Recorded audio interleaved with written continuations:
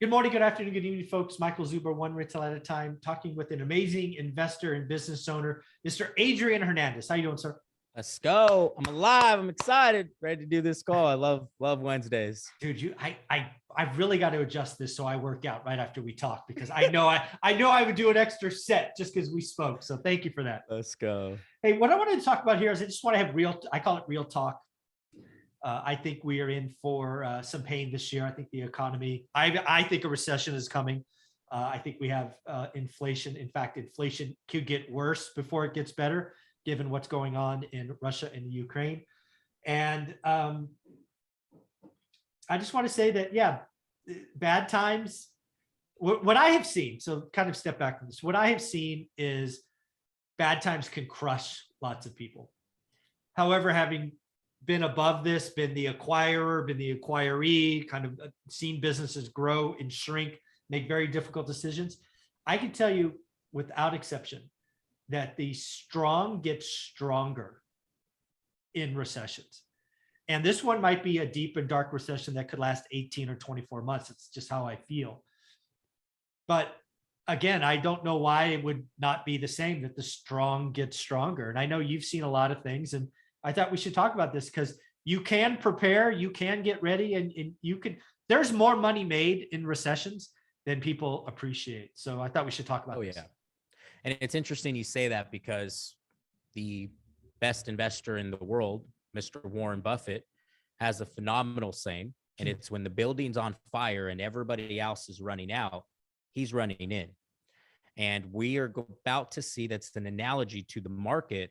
We're about to see some interesting fires occur. And I hope that we have the skill sets. I hope we've been working on our skill sets to allow us to run into those buildings. And as you said, get stronger as the market changes.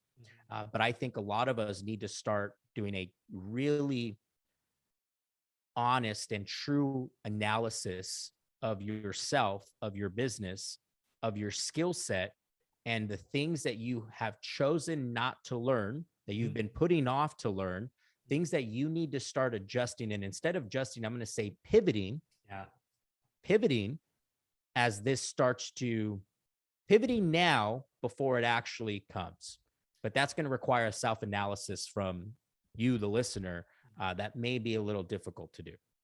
Yeah, I got to tell you, the person that I feel bad for, I feel really bad for the person who's just had an amazing 3 to 5 year run. Let's just pretend it's been 5 years. Every year was better than the year before, right? You made 100 grand, and then 200 grand, and then 400 grand. You made $1 million last year, and whatever it is for you, right? 5 years in a row, you have done nothing wrong. You now are saying stupid things like I said, I'm better than Warren Buffett. I have the Midas touch. I can do no wrong. Every time I've seen somebody do that, the market smacks you, and it smacks you hard. And you are so ingrained. You want to hold on because it worked for 5 years. You will refuse to pivot. And I can tell you the market can be a lot more irrational than you can remain liquid. The famous story, I've talked about it 100 times. A guy was worth $10 million flipping 7-figure homes in the Bay Area in 2004, 5, and 6. He eventually goes bankrupt because he didn't take small losses. He held on. His hard money debt ate him alive, his carrying cost, and divorced and bankrupt. And it didn't have to be that way. You must pivot.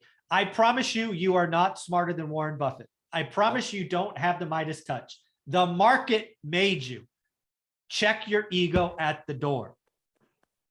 So good. So good. And it's interesting that you say that, because this past 2 weeks, I've seen deals that we're selling, Michael, with margins that make 0 cents, but they're banking on the fact that the market is going to increase in the next 5 to 6 months. I'm seeing people buy plots of land, right, at crazy prices because they believe they're going to be able to get away with building in time. Wow. Off of today's prices. Well, it's going to happen again. Please, if you've had a good, I'm very serious. If you've had an amazing 3 to 5 years, I want you to get very quiet and ask yourself, did the market make you? Are you willing to pivot? Because if the recession happens, like I think it is, you're going to have to pivot. Yeah. And let's talk about that. So, they may, as I'm, maybe an outside listener going, okay, what do I need to pivot? Yeah. So for me, there's a couple of things that the last 3 to 5 years made you. Basically, if you could find a deal, right? A seller who was motivated for whatever reason, you could put it under contract, lock it up. If you're a wholesaler, sell it. If you're a flipper, flip it, right? Lipstick flips were the easiest thing to do. And you could make some money. The problem is a lot of you are horrible at it. You took 60 days longer. You were 10% over budget. You did this wrong, but the market made you. I know a couple of flippers who routinely were 20 to 30% over budget, 2 to 3 months late, wow, but they think they are the best in the world. Wow. And they were the best in the world because the market saved their ass and there was no inventory. And when rates spiked, and I mean, were you really that good or did you just get lucky? Yeah. That's important to know. And I would, as we talk about pivoting, guys, and we talked about you doing an analysis of yourself. I think the biggest skill set that we can all carry is the skill set to be able to convert and actually get a deal under contract. And as the market changes, so will the level of skill set needed in this market to survive and to continue to get deals under contract. And I would drastically start looking at what you need to do to pivot your skill set. What do you need to do to start practicing the future conversation today? So we're not practicing on our paychecks in the future. Yeah. That, again, just carrying that forward, right? What has been the number one thing that people use the last 3 years? Cash. Right. Cash. I'm willing to bet that in 2 years, cash won't be the number one. It will be terms. Because you're going to be talking to sellers who probably have no equity. And they have to move to Texas and leave LA, or they have to go from Texas to Tennessee or wherever they're going from and to, because their job moved.